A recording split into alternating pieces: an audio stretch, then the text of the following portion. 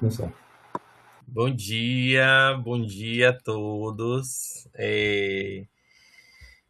Estamos começando então mais um sábado letivo. É, Inicialmente, né, quero agradecer publicamente aqui as minhas colegas do campo da História, Ana Lúcia e Gabriele Góes, por prontamente terem aceitado participar desse momento, né? Um momento de extrema importância para nós, enquanto professores, para nós, enquanto pesquisadores, e também para os estudantes do campus, né? Bom Jesus da Lapa. É uma discussão que ela é necessária de ser feita, né? Sobre as perspectivas ligadas a esse contexto de independência. Então, acredito que vai ser um ótimo momento de troca e de discussão. Vou passar a palavra para a nossa colega Janaína. Ela vai fazer a construção dessa discussão. Bom dia, bom dia a todos e todas. Gostaria inicialmente de agradecer, né, as meninas por ter aceitado participar desse momento novamente, né, aqui publicamente, a Gabriela e a Ana por ter aceitado e estar aqui divulgando, né, todo o seu conhecimento, compartilhando com a gente todo o seu conhecimento, suas pesquisas. Gostaria também de agradecer ao professor Kevin, né, por ter topado a organizar esse sábado letivo comigo, e por ter convidado vocês também, né, e por também realizar uma participação, né, uma fala, trazendo a parte, né, os conhecimentos dele aqui novamente para nossos alunos e professores, demais professores e colegas. Então, eu vou atuar mais na mediação, né, da mesa. Novamente, gostaria de desejar que todos sejam bem-vindos ao sábado letivo Independência da Bahia e Resistência, aqui promovido pelo Instituto Federal Baiano Campus Bom Jesus da Lapa. Com grande alegria, né, a gente recebe vocês nesse momento de formação e diálogo, com o objetivo de promover uma reflexão sobre a independência da Bahia, a partir das diferentes perspectivas, compreendendo esse processo histórico para além dessa narrativa tradicional que a gente vê, né, e que é trabalhada em sala de aula, e evidenciando o protagonismo de diferentes sujeitos, as relações étnico-raciais, as disputas por liberdade e a construção das identidades e os impactos desse processo na nossa sociedade. Gostaria de agradecer a nossos convidados novamente e desejo que esse seja um momento de muita aprendizagem para todos. Sem mais delongas, né? Vou Sinalizar aqui, né? Então a gente vai começar com Gabriele, e Gabriele Góes de Jesus. Ela possui graduação em História pela Universidade Estadual de Santa Cruz, formada, né, em 2023. Tem experiência, né, na área da História, participando aí de programas como o PIBID, de Residência Pedagógica, atuando principalmente nos temas ligados a ensino de História e pesquisa científica, e atualmente mestra pelo curso de pós-graduação em História do Atlântico e Diáspora Africana pela Universidade Estadual de Santa Cruz, com finalização desse curso em 2025. Nós temos aí nossa mestra maravilhosa em Atlântico e Diáspora Africana.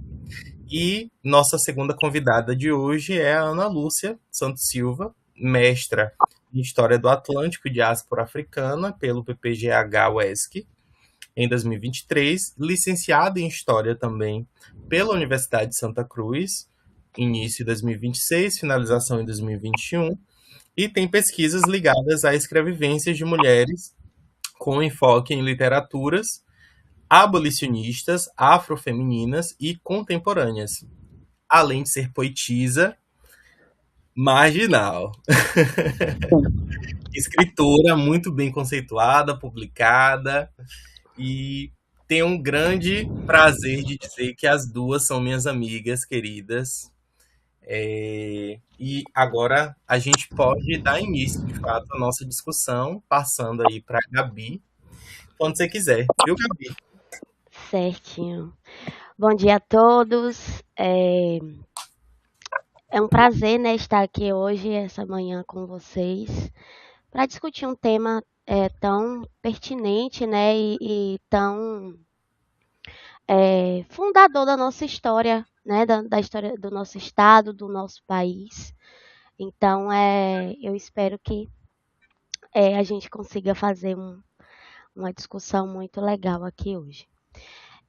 Vou começar a compartilhar aqui os slides. Olha o spoiler. Então vamos lá, né, gente? Eu vou tratar da independência da Bahia, né, desse movimento do 2 de julho, focando em alguns aspectos, né? Na história a gente tem que fazer esses recortes porque é muita coisa para se estudar, então a gente sempre faz ali um recorte temático, temporal, para poder atender melhor a discussão, né? Então, hoje eu quero trabalhar com vocês a perspectiva da economia, do território e da população nesse 2 de julho, nessa guerra pela independência, as causas, né, dessa área que levaram ao movimento antes e os seus efeitos durante o pós-guerra também. Aí aqui logo no início, eu coloquei aqui uma imagem para gente, que é uma pintura do muralista argentino Caribé, sobre a Batalha de Pirajá, que é uma obra de 1978. É uma obra que ela não está em exposição continuamente, apesar de ser um mural, mas ela fica à disposição do público em temporadas assim muito específicas. Então, quem sabe um dia desses vocês consigam ver de pertinho essa obra que é enorme, é um mural, né, do Caribé, retratando um episódio muito conhecido, muito famoso e muito importante durante o processo de independência da Bahia e, logicamente, do Brasil, que foi a Batalha de Pirajá. E o que é esse 2 de julho, né, propriamente? Acho que antes da gente falar sobre causas e efeitos, é importante relembrar o fato histórico do 2 de julho de 1822. A Guerra pela Independência da Bahia durou 17 meses, iniciando propriamente em fevereiro de 1822 e indo até o fatídico dia 2 de julho de 1823. Né? Ocorreu na capital de Salvador, mas foi um movimento que, como a gente vai ver adiante, foi iniciado no interior de Salvador, né? Ali em vilas como Cachoeira, Santo Amaro, Nazaré, na própria ilha de Taparica e nas dependências de Pirajá também. Então, é um movimento que ele começa no interior e vai se intensificando até chegar na capital e ter essa retomada de território e a expulsão das tropas portuguesas, né? E quem participou desse movimento? Esse movimento ele teve a participação de negros escravizados e também libertos, povos indígenas, sertanejos, milícias de coronéis locais e mulheres combatentes, como a gente vai ver aqui hoje também. Então, é um movimento, uma guerra que se inicia pelas camadas populares, né, que depois vai ter a adesão dessas milícias e depois de um exército contratado por Dom Pedro para, né, ajudar a findar aí esse movimento de expulsão das tropas portuguesas, mas que em sua maioria vai ter essa população negra, escravizada, e alguns também já alforriados, e participação de povos indígenas também, que é uma novidade assim no campo da historiografia, tanto o tratamento dos povos originários quanto das mulheres nesse movimento, né? Então, assim, é novo na historiografia a discussão desses personagens nesse movimento 2 de julho, que é uma coisa muito incrível, assim, né, no campo da história, trazer verdadeiramente esses personagens, essas pessoas que atuaram propriamente no movimento. E aí a gente, né, vamos abordar aqui agora o que levou, assim, o, esse, esse movimento a acontecer. Né? Primeiramente, a gente vai ter a questão do território, que é a mudança da capital do Brasil para o Rio de Janeiro. Salvador foi as portas, né, da entrada dos portugueses aqui para o Brasil, se tornou capital da, capitan, da terra recém-descoberta. E a Bahia era muito importante nesse período, né, tanto pelo seu litoral, quanto pela sua facilidade de manejo agrícola, né? Então se plantava muita coisa aqui, como o açúcar, o tabaco, a mandioca, e também era porto de recebimento de mão de obra escravizada, né, pelo Atlântico.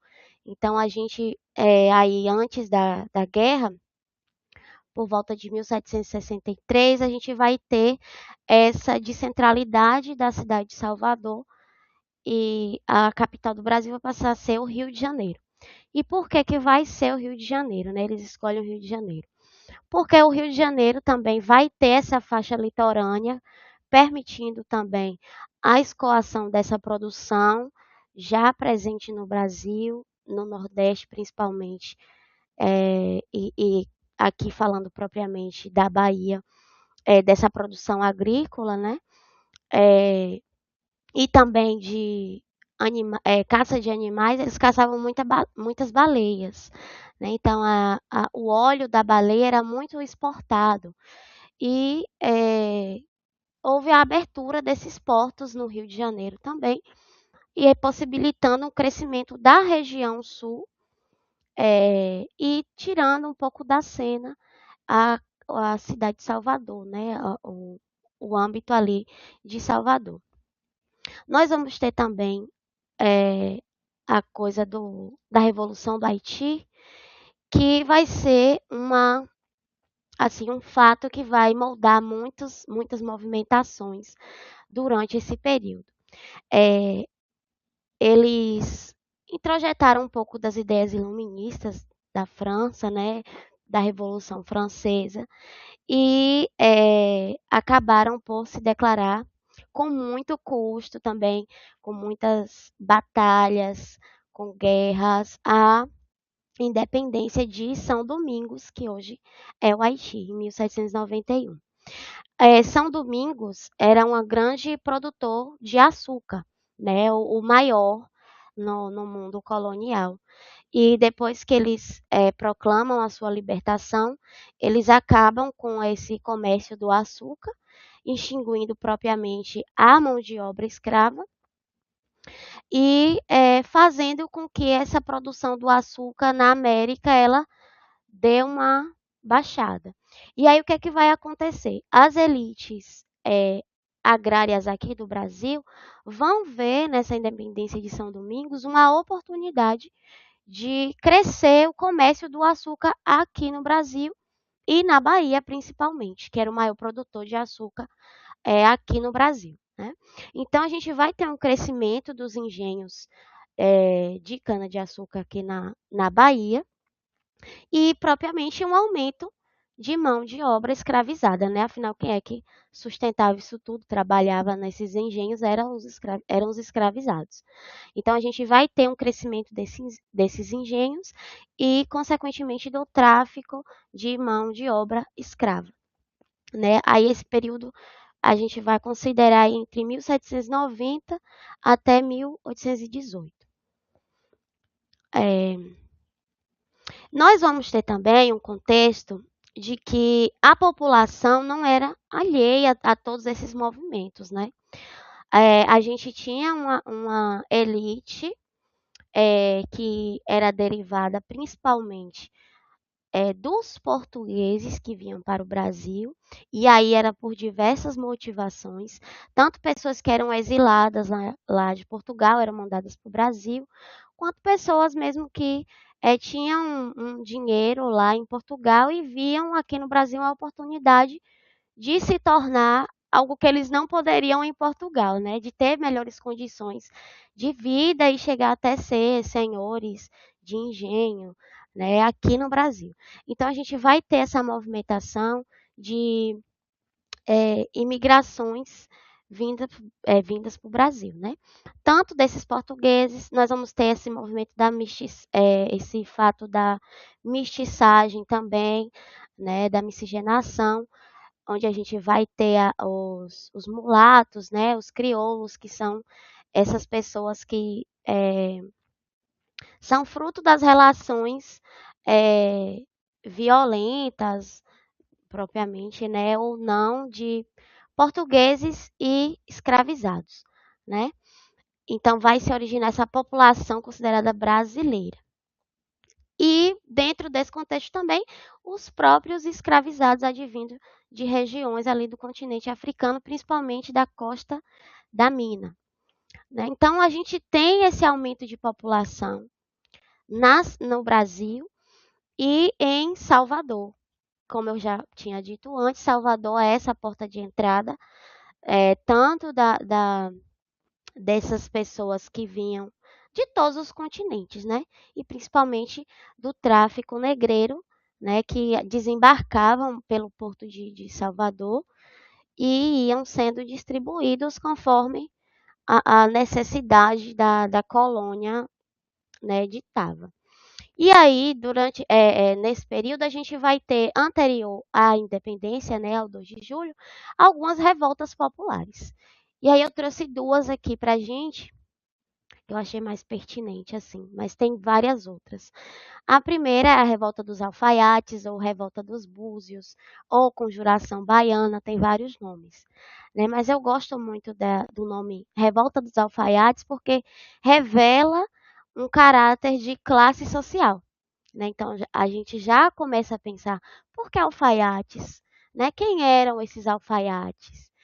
Será que só foram alfaiates? E aí dá para a gente ir pensando nessa questão da classe social nesse período. Então, a revolta dos alfaiates ocorreu em 1798 e os dissidentes, né, os participantes, eles procuravam uma emancipação porque tinha muitos escravizados, então esses escravizados que aderiram ao movimento, eles queriam a sua emancipação, né, a sua liberdade. Essa é uma revolta de caráter popular urbano, então foi a população urbana mesmo que se revoltou, que foi para as ruas, e eles queriam igualdade racial, fim da escravidão e livre comércio. Agora, esses aspectos é importante lembrar que, como eu falei agora há pouco, nessa questão da igualdade racial, a gente pode pensar assim, igualdade racial nesse contexto, nessa época, não ia estar tendo, né? Mas é importante a gente relembrar que como a gente tinha várias pessoas, tinha uma superlotação na cidade de Salvador, e essa população não era homogênea, né? Como eu falei, ela era de diversas origens, tanto pessoas portugueses, escravizados, pessoas que nasceram aqui no Brasil. Então a gente vai ter um misto de pessoas, né, que vai formar essa população baiana nesse período. E aí o que é que acontece? As funções sociais, elas eram ditadas de acordo com a cor das pessoas, né? Será que tem alguma coincidência hoje? Vai pensando aí. De acordo com a cor das pessoas. Então, assim, as pessoas que eram escravizadas, elas tinham a tendência a ser mais retintas, né? Então, para essas pessoas, ficava somente o ofício de estar em batalhões e aí servir lá como de toda e qualquer forma que eles quisessem, que no caso os coronéis quisessem. Eles passavam por toda forma de castigo, passavam fome, não recebiam salário, mas se tivesse qualquer coisa iam ter que lutar. E eles eram direcionados para esses batalhões, além de outros serviços, digamos assim, mais abaixo da sociedade, né? Como limpeza de rua, trabalhos braçais. E aí a gente vai ter também os nascidos no Brasil, que vão ser os mulatos, os pardos, né? Aí a eles vai incumbir outras funções. Aí eles já podem ser, nessa época, eles eram comerciantes, costureiros, sapateiros, alfaiates. Né? Então a gente vai ter essa divisão. E os brancos, os portugueses, que eram considerados os brancos puros, os mais da coisa, eles que mandavam em tudo. Né? Então eles eram senhores de engenho, eles eram donos de prédios, donos de frotas, de navios, enfim, donos de escravos, de escravizados, né? Que ninguém nasce escravo. Então a gente vai ter essas classes sociais definidas pela cor da pele. E aí essa revolta ela vem para dizer assim, olha, querendo ou não, nós estamos todos juntos aqui no dia a dia. E se a gente não se unir, nós vamos perder mais do que a gente já perde, né? Então, eles queriam essa liberdade de poder exercer outras funções sociais. Eles queriam, né, os que ainda estavam em condição de escravista, poder se libertar para ter um trabalho digno ali na sociedade. E os comerciantes, eles queriam negociar diretamente com países europeus, né? Então, assim, não precisar passar pelo crivo da coroa portuguesa, pagar os impostos ali, que eram muitos impostos pela coroa. Então, eles queriam esse livre comércio, poder comercializar os produtos que eles produziam, sem passar por essa coisa toda que a coroa portuguesa ficava impondo, né, à população. E aí participaram, né, como eu falei, soldados, alfaiates, artesãos e os escravizados, né? Aí eu separei aqui um trecho para ler com vocês, que é muito legal, assim, que é eles não teve guerra, no caso assim, não teve batalha entre essas pessoas dissidentes e o governo português. Eles manifestaram as suas ideias através de panfletos, né? Então eles colaram vários panfletos nas ruas de Salvador. E aí pegaram esses panfletos, essas autoridades portuguesas pegaram alguns desses panfletos, levaram para o responsável, o chefe ali da segurança da cidade, e aí condenou à morte 4 pessoas, 4 mártires, né? Teve aí nesse movimento. E todos eles escravizados. Nenhum desses comerciantes, nenhum desses brancos portugueses foram mortos. Apenas pessoas ali escravizadas que já eram, né, tão judiadas por essa sociedade, né? E aí tem um trecho que é do texto do Biratã de Castro, que ele que escreve sobre um texto chamado A Política dos Homens de Cor, e que é muito interessante. Ele coloca assim: no dia 12 de agosto de 1789, pela manhã, apareceram 10 manuscritos colados em pontos diversos da cidade, contendo propósitos revolucionários. 10 deles foram retirados e encaminhados às autoridades, que iniciaram o processo repressivo, com a prisão de suspeitos e a abertura de uma devassa. Devassa era tipo um julgamento, né? E que depois desse processo resultou no enforcamento dos soldados Luiz Gonzaga das Virgens e Veiga, Lucas Dantas do Amorim Torres e dos alfaiates João de Deus do Nascimento e Manuel Faustino dos Santos, como eu falei para vocês, né? E aí ele termina dizendo assim: afinal, o que fizeram aqueles homens de 1798? Não fizeram nem revolução, nem levante, nem sedição, pois nenhuma arma foi usada. Formularam propostas que buscaram alianças para superar coletivamente a crise da cidade. Propagandeando suas ideias, fizeram política e por isso foram cruelmente reprimidos. De fato, os alfaiates e soldados foram enforcados e esquartejados porque representavam a ousadia de cor em se meter no que não era da sua alçada, o governo da cidade. A sua humilhação foi o golpe dirigido a toda a população de cor da cidade, livres, libertos e escravos, para quebrar o seu orgulho, a sua vontade de mudança, o seu desejo de igualdade. Apesar da repressão, esses homens de 1798 ficaram na memória do povo como os primeiros políticos negros da Bahia.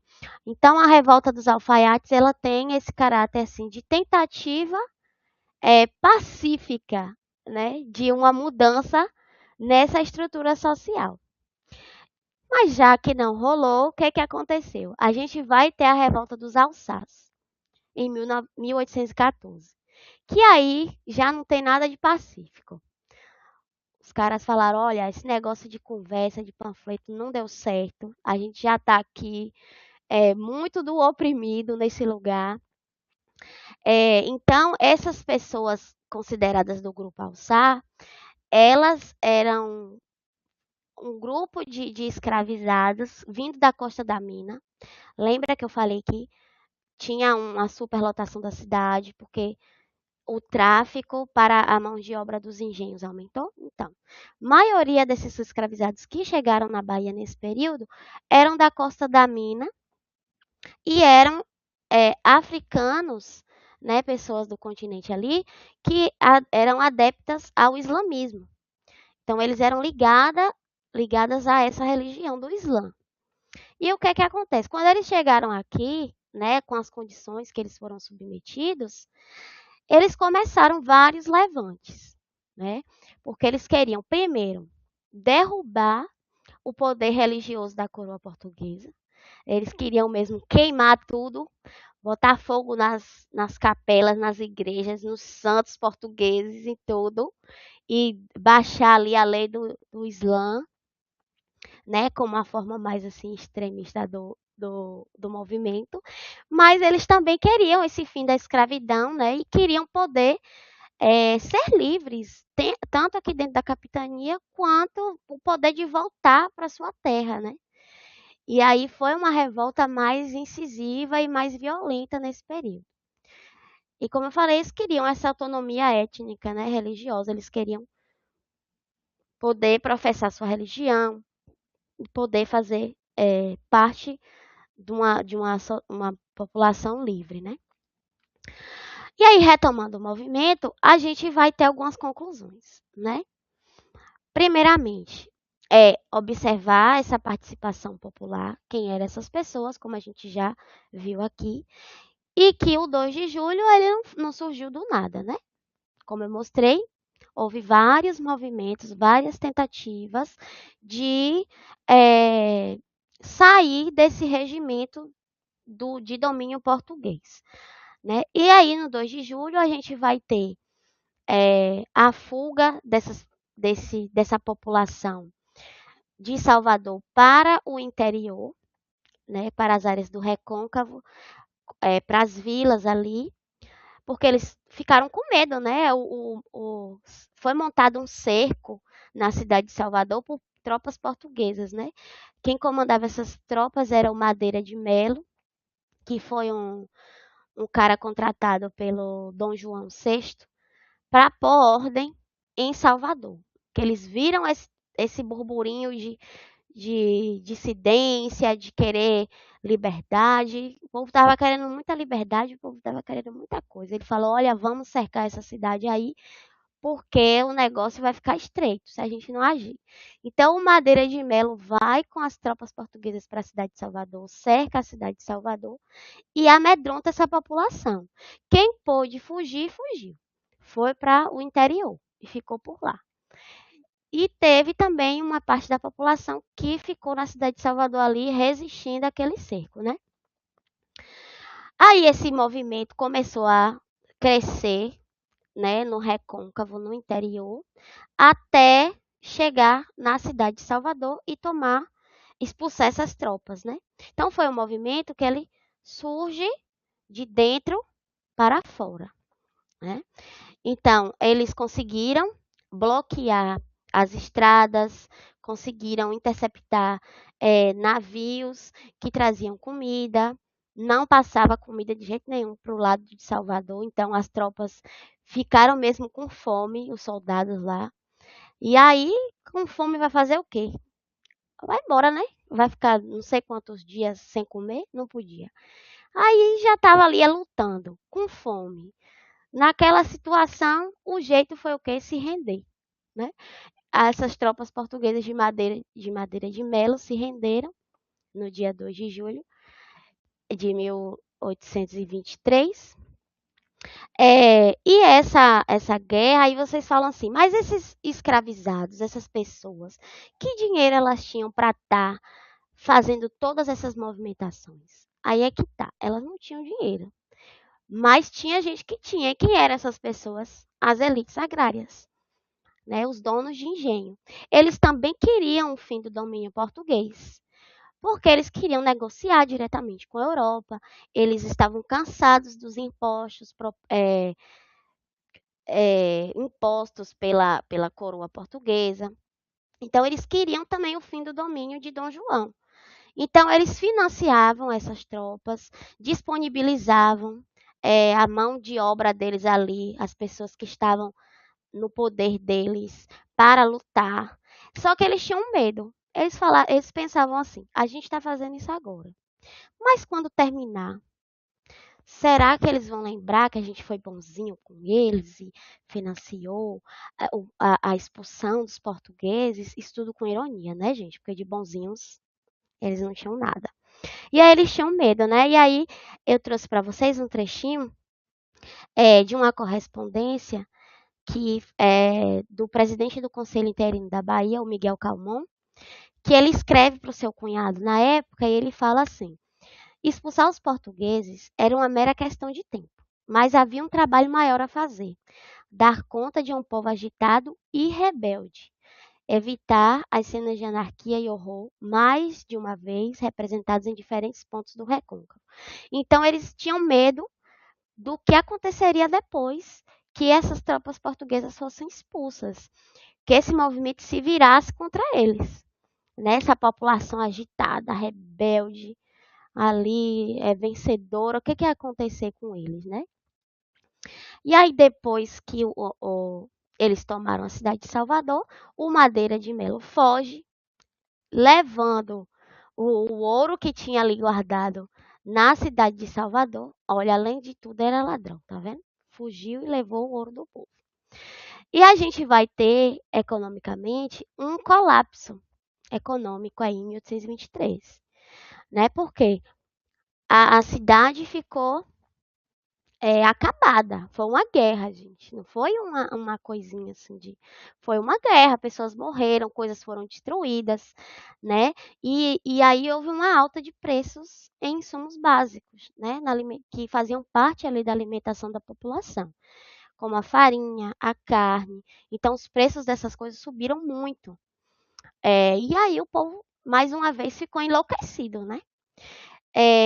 Mais paralelo a isso, a gente vai ter a aliança de Dom Pedro I com essas elites agrárias, né, para conter essa população rebelde, que agora estava carente, sem poder ter acesso à alimentação direito, mas, como eu disse a vocês, né, essa classe social dos senhores de engenho, elas estavam preocupadas com essa população também. Então, foi de bom grado a Dom Pedro que ele, para poder se manter no Brasil e legitimar seu poder, que ele fizesse uma aliança com esses latifundiários.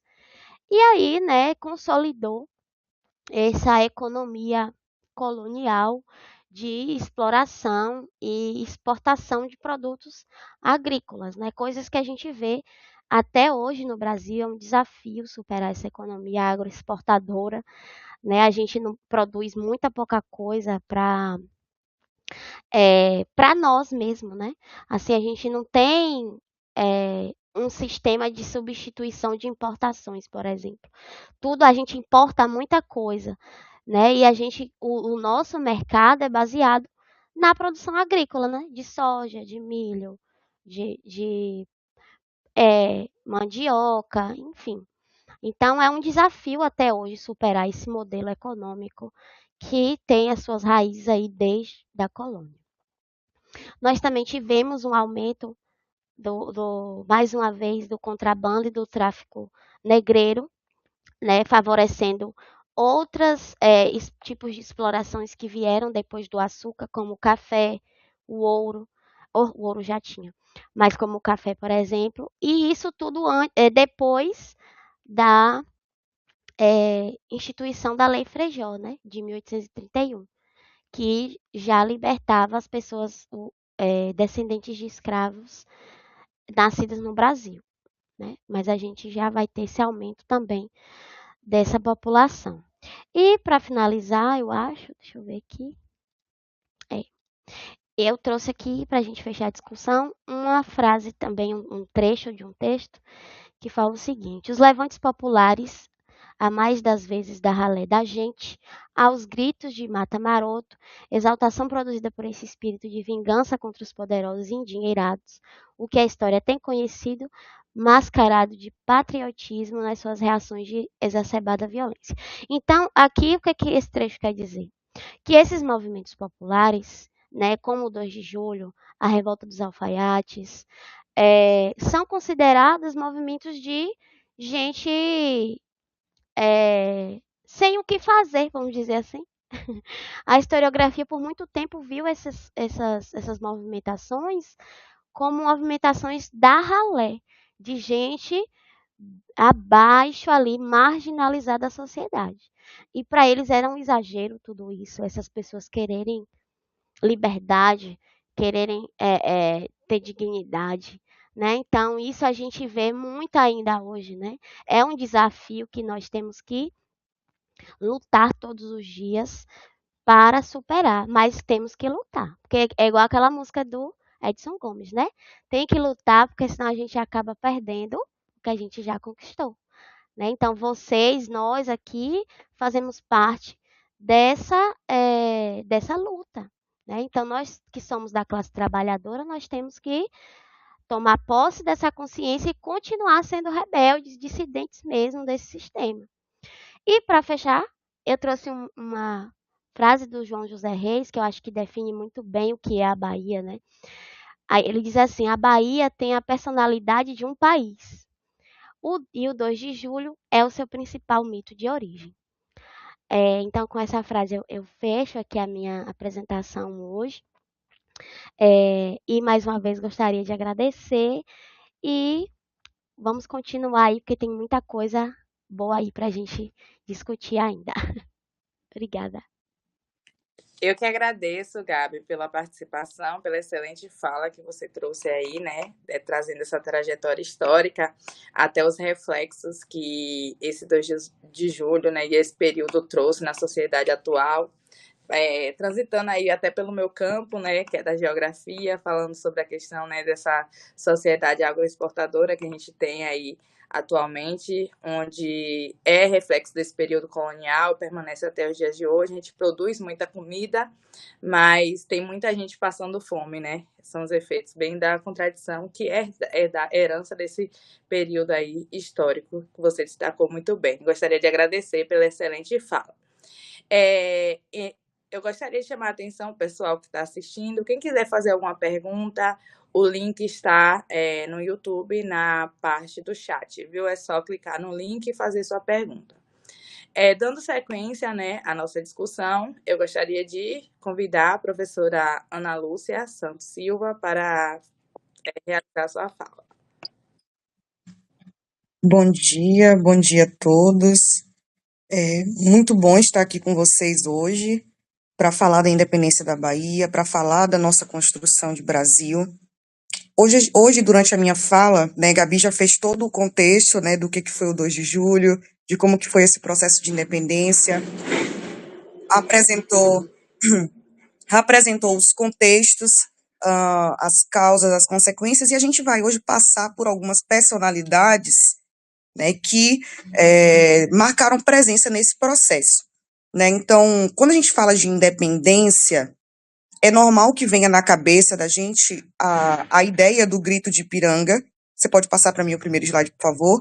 A ideia do grito de Ipiranga de 1822, né, a ideia do 7 de setembro, né, que é essa ideia que coloca aí à frente a figura de um homem, a figura de um imperador, né? E aí a gente questiona isso no sentido de que uma independência não se faz com um grito, um grito só. Uma independência não se faz com a participação de apenas uma pessoa. Então, falar de independência é falar de várias outras pessoas que já estavam ali, vamos dizer assim, nos bastidores, e que, por conta de sua classe, de sua cor e de seu gênero, não receberam pela história os devidos reconhecimentos. Então, muita gente participa dos processos históricos, isso vale para todo o processo histórico, né? Que a gente vai tendo acesso, que a gente vai estudando na escola, nos assuntos, e que a gente fica perguntando, mas não tinha mulher nesse período? Não tinha mulher participando desse processo? Onde é que estavam as pessoas negras? Uma vez dando aula, falando sobre contexto econômico, político do Brasil, e era um período de escravidão, um aluno falou assim, professora, mas eu acho que os escravizados nem sabiam o que estava acontecendo. Assim, todas essas decisões políticas, eles sabiam sim. Eles não estavam alheios a aquilo que acontecia politicamente, e a mesma coisa é o caso das mulheres, né? Esse período pré-independência, esse período pré-2 de julho, é um período em que as mulheres elas estavam desenvolvendo papéis sociais que exigiam que elas estivessem no espaço privado, né? Elas eram treinadas, criadas e educadas para serem mães, para se casarem, né? E isso acontecia, claro, mas existem muitas mulheres que fogem a essa regra, e mesmo as mulheres que se casam, mesmo as mulheres que se tornam mães, encontram formas de burlar esse sistema de variadas maneiras, né? Algumas combatendo, como a gente vai ver aqui, indo para a guerra, outras aprendendo a escrever, outras utilizando a escrita como ferramenta política, né? Então eu vou dividir a minha fala em dois momentos, que é falar das mulheres no 2 de julho, né, nesse período de independência mesmo, essas mulheres que lutaram, mas também as mulheres que viveram no pós 2 de julho, porque o 2 de julho é uma guerra, Gabriele já trouxe aí pra gente muito bem, muita coisa acontece, muitas perdas acontecem, e depois do 2 de julho, como é que ficam as mulheres? Então vamos fazer esses dois momentos na fala, tá? Pode passar. E aí eu quero começar essa fala dizendo que independência se faz coletivamente, né? A independência, para mim, é autonomia e liberdade. E a gente tende a pensar a independência apenas por um viés político, apenas por um viés de quem está no governo. Mas esses processos políticos, eles também vão influenciar a forma como a gente se organiza socialmente e os nossos contextos culturais e sociais. E aí eu vou mostrar algumas imagens, no meu slide não coloquei muito texto, eu quero passar pelas imagens dessas mulheres para que vocês as conheçam, as reconheçam, né? É comum até que a gente confunda as imagens de mulheres que participaram de processos históricos. Às vezes, a mesma foto de uma mulher, né? Vou pesquisar a escritora Maria Firmina dos Reis, aparece uma foto que não é dela, é um desenho, uma caricatura que não é dela, que às vezes é de outras mulheres, porque é como se colocasse tudo no mesmo bolo. A gente sabe quem é Dom Pedro I, a gente sabe quem é Dom Pedro II, a gente sabe quem é Dom João VI, mas é difícil fazer esse reconhecimento das mulheres. Então a minha ideia aqui hoje é que a gente as conheça e reconheça no nosso cotidiano, né? Tanto essas mulheres que combateram, tanto essas mulheres que atuaram no pós-2 de julho. Pode passar, por favor. E aqui, nessa primeira imagem, a gente tem algumas das mais famosas, né? A primeira, que tem uma história muito emblemática, uma história muito interessante, né? Acredito até que vocês até já tenham visto ou em uma aula com um professor, uma professora, ou em posts de Instagram, porque ela sempre é lembrada, né? Ela sempre é requisitada, que é a Maria Quitéria, né? A Maria Quitéria, ela é uma mulher que nasceu onde hoje é o município de Feira de Santana, né? Mas na época chamava Freguesias de Itapororocas.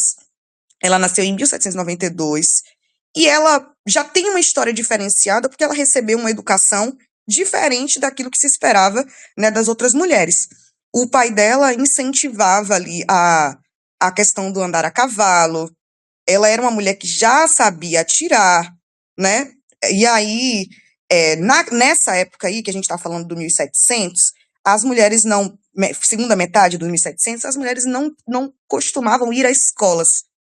A educação das mulheres era feita muito mais em casa, por suas mães, por suas avós, e muito por um viés religioso, né? Então, era uma educação realmente para preparar essa mulher para se tornar uma esposa e depois uma mãe. E isso quando era uma mulher de elite, né? E normalmente quando era uma mulher branca, uma mulher de classe média, ou uma mulher trabalhadora, ou uma mulher escravizada, a ideia de educação nem existia. Porque essa mulher era um corpo que estava ali naquele lugar destinado ao trabalho.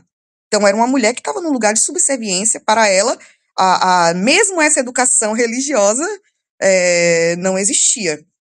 E aí, a Maria Quitéria, ela tem essa experiência muito diferente, né, de sua vida. Ela é um ponto aí fora da curva mesmo, né? E aí, o ponto alto da história dela é quando começam as batalhas, né, do 2 de julho, e ela toma a decisão de ingressar no exército, né, de uma maneira muito, muito interessante, muito incomum, né, porque ela corta os cabelos, coloca roupas masculinas, porque, pense comigo, se já era difícil para uma mulher ter acesso à educação, aprender a ler e escrever, imagine ingressar, se alistar no Exército Brasileiro. Então, é uma coisa impensável aí nesse período, né, de maneira oficial. E aí ela se apresenta utilizando o nome Medeiros, né, e aí ela vai ingressando aí nessa luta. E como já era uma habilidade que ela já tinha desenvolvido, no início não se percebe que era uma mulher que está lutando. Ela consegue burlar esse sistema de exclusão, né? E aí ela vai participar de diversos combates, Pirajá, Ilha da Maré, Itapuã, Pituba, e uma mulher que tem muita habilidade militar, né? Depois, o pai dela, preocupado, né, ele começa a buscar por ela, procurar, e aí ele meio que entra em contato com os chefes do exército para retirar ela, mas ela se mostrou tão habilidosa, se mostrou uma excelente atiradora que ela permanece no exército, né? E aí, ao final, ela vai receber até alguns símbolos, né, de bravura dentro do exército. Então, a gente considera aí a Maria Quitéria a primeira mulher brasileira que se alistou no exército e participou exatamente do 2 de julho, que é essa batalha que a gente está estudando agora, tá? É interessante pensar também que após o 2 de julho, a Maria Quitéria, ela vive um período de um pouco de esquecimento. Isso é uma coisa que a gente vai ver durante quase todas as histórias femininas que eu trouxe aqui agora. Elas vivem um auge, né, um momento em que elas são levemente reconhecidas por seus atos, né, até recebendo alguma premiação, como é o caso da Maria Quitéria, e depois entra no completo esquecimento.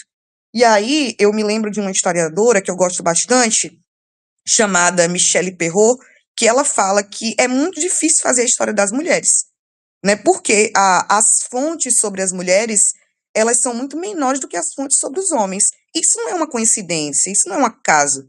É porque se eu tenho 2 arquivos, né? Eu tenho, vamos dizer assim, 2 diários de uma personalidade histórica masculina e de uma personalidade histórica feminina, o que vai sobreviver, o que tende a sobreviver é esse diário masculino.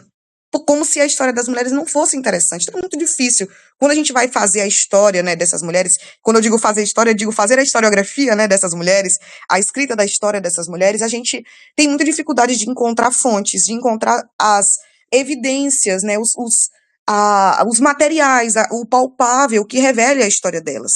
E aí ela falece em 1853, em Salvador, dentro de certo esquecimento. Só depois é que a história dela vai ser retomada, e agora como símbolo do 2 de julho, retomada por historiadores, né? E isso vai acontecer com quase todas as mulheres que a gente vai passar conhecendo hoje. Então essa é a nossa primeira personalidade, que demonstra que mulheres também estavam dispostas a participar dos combates da independência na Bahia. E isso é muito importante, porque a gente tende a associar historicamente, por causa da construção dos papéis de gêneros, as mulheres a ideia de feminilidade, a ideia do estar em casa, a ideia do bordado, né? E não é bem assim, né? Essa é a nossa primeira personalidade, e a segunda, mais ainda, né? Porque a segunda personagem é essa aqui, do meio, tá? É uma mulher negra, que nasceu na ilha de Taparica, provavelmente aí em 1790, por aí 1795, a gente não sabe ao certo, e ela era uma mulher negra, né? E eu trago ela hoje com muito orgulho, com muita alegria para retomar a história dela, porque hoje, 25 de julho, é o Dia da Mulher Negra, Latina e Caribenha, né? E é muito importante, é um dia que é em homenagem a Teresa de Benguela, uma outra personalidade negra importante, mas eu trago hoje, né, na nossa discussão sobre o 2 de julho, a figura da Maria Filipa, que era marisqueira, né, trabalhava aí no Catar de Mariscos, e ela, não temos muitos documentos oficiais sobre a sua vida, né, e aí alguns pesquisadores eles vão reunindo 1, 2, 3, 4 documentos, poucos documentos, para tentar, como um quebra-cabeça mesmo, montar a história dessa mulher que é tão importante. Né? E aí, essa mulher, pelo pouco que a gente tem de documentação sobre ela, a gente consegue perceber que ela liderou grupos de mulheres dentro da ilha de Itaparica contra o domínio dos portugueses. Né? Então, é uma mulher que não está só lutando, mas que é líder, que ajuda a construir o movimento, né? O movimento é construído ali na ilha de Itaparica a partir dela. Ela lidera esses grupos femininos de mulheres também negras, de mulheres também trabalhadoras. Ela, inclusive, alguns documentos apontam que sabia lutar capoeira. Então, é uma história muito interessante. Né? E a parte mais emblemática da história da Maria Filipa é o fato de que ela instruiu esse grupo de mulheres a atrair esses soldados portugueses, a criar uma certa emboscada para eles, né? Então, reza a lenda, né? E aí eu falo reza a lenda porque a gente vai falando a partir desses pequenos retalhos que a gente vai encontrando de fontes, né? Que ela teria, junto com esse grupo de mulheres, né? Que era um grupo de mais de 40 ou aproximadamente 40 mulheres, seduzido esses soldados, né? Levado eles ali para um lugar, instigado a tirar as roupas e, não sei se vocês conhecem, mas tem uma folha que chama folha de cansanção, que é uma folha que causa urtica, coceira, né, no corpo, e elas deram, né, uma surra nesses soldados com essas folhas de cansanção, né, e que deixou esses soldados doidos correndo com muita coceira no corpo. E não é só isso, assim, isso aí foi a emboscada, foi a deixa perfeita para destruir embarcações portuguesas, para destruir os navios, para colocar fogo. Então é uma história fascinante, assim, eu acho uma história extremamente interessante, porque é uma história de mulheres que estão usando aquilo que elas têm naquele momento para a construção da sua liberdade, né? Então essa é a nossa Maria Filipa, né? Então já entendemos, já passamos aqui por duas mulheres que são mulheres do combate, são mulheres que vão organizar o combate, que vão se alistar no exército, são mulheres que vão destruir embarcações, né, e que vão fazer coisas que normalmente não se esperava que uma mulher fizesse dentro desse período. Né? E a terceira, que é essa que está embaixo, da Maria Filipa, uma mulher, ela nasceu, Joana Angélica, é uma mulher que nasceu de uma família de prestígio. Quando uma mulher nascia numa família de prestígio, ela também tinha a opção de se tornar parte de um convento, né, de seguir aí o caminho da religiosidade. E é isso que acontece com a Joana Angélica, né? Ela se torna a abadesa, né? Ela é responsável pelo convento. Ela nasce em mais ou menos em 1760, 65, né? E em fevereiro, esse cenário que a Gabriele trouxe para a gente, de guerra, de soldado indo para lá, de soldado indo para cá, de pessoas morrendo, é nesse cenário que a história dela vai atingir o seu auge e, infelizmente, o seu final.